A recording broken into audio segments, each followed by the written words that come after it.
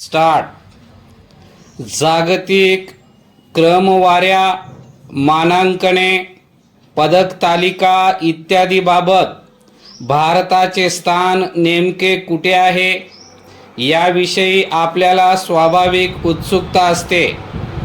त्यामुळेच अशा प्रकारची आकडेवारी जर वास्तवाचा आरसा दाखवत असेल तर तिची दखल घ्यायला हवी यात शंका नाही।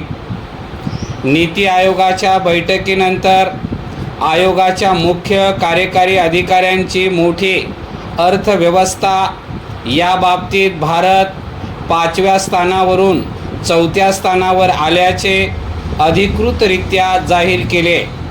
अमेरिका, चीन, जर्मनी यांच्या पाठोपाठ आता भारत आहे। जपानमध्ये सध्या सुरू असलेल्या आर्थिक पेच प्रसंगामुळे त्या देशाची अर्थव्यवस्था आकुंचन पावली, हे त्यामागचे एक कारण आहे। तरीही लोकात उत्साह निर्माण करण्याकरिता अशा क्रमवारीचा उपयोग करून घेता येतो। पंतप्रधान श्री नरेंद्र मोदी तर अशा गोष्टीचा उपयोग करून घेण्यात माहीर आहेत।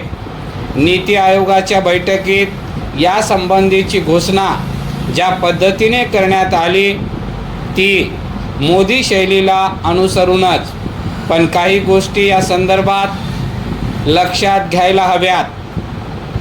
एक तर हे अर्थव्यवस्थेचे आकारमान आहे। देशाचे एवढे प्रचंड आकारमान असताना चिमुकल्या म्हणाव्या अशा जपानच्या पुढे जाणे याबाबतचे महत्त्व तारतम्यानेच घेतले पाहिजे। दुसरे म्हणजे आकारमानाच्या बाबतीत 4.19 ट्रिलियन डॉलर एवढी आपली अर्थव्यवस्था असली तरी दरडोई उत्पन्नाच्या बाबतीत आपण जगात बरेच मागे, म्हणजे 142च्या स्थानावर आहोत। हे स्थान कसे उंचावता येईल हेही पाहिले पाहिजे। हे आव्हान मोठे आहे आणि त्याला सामोरे जाताना कोणतीही जादूची कांडी चालत नसते। आरोग्य आणि शिक्षण यांचा पक्का पाया तयार करणे, पायाभूत सुविधा सर्व दूर पोहोचतील हे पाहणे आणि त्याद्वारे अगदी तळातल्यांच्या क्रयशक्तीला बळकट करणे, याला धोरणात्मक प्राधान्य मिळाले तर ते शक्य आहे। याचा उपयोग केवळ दरडोई उत्पन्न वाढवण्यात होणार नसून त्यायोगे आपली बाजारपेठ आणखीन सशक्त होईल, ज्याचा जागतिक पातळीवरील स्पर्धात्मक वातावरणात आपल्याला निश्चितच उपयोग होणार आहे। मुख्य आव्हान आहे ती वस्तू निर्माण किंवा उत्पादन क्षेत्राच्या वाढ विस्ताराचे।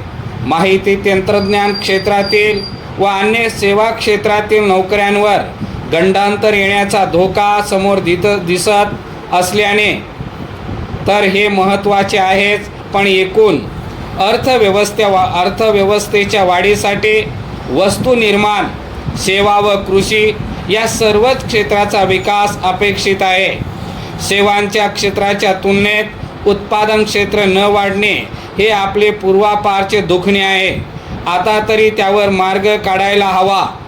ट्रम्प यांच्या धोरणामधून आपण आर्थिक राष्ट्रवादाचे नकारात्मक स्वरूप पाहिले।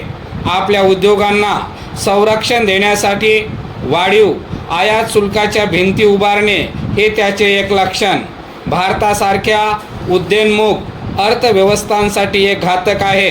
पण त्याचवेळी एक नवी संधी खुणावत आहे, ती आत्मनिर्भरतेची। आर्थिक विकासाला नवी दिशा देण्याचा आपला आर्थिक राष्ट्रवाद हा सर्व घटकांना, सर्वसामान्य माणसांना प्रेरित करणारा असायला हवा। पंतप्रधान नरेंद्र मोदी चटकदार घोषणा देऊन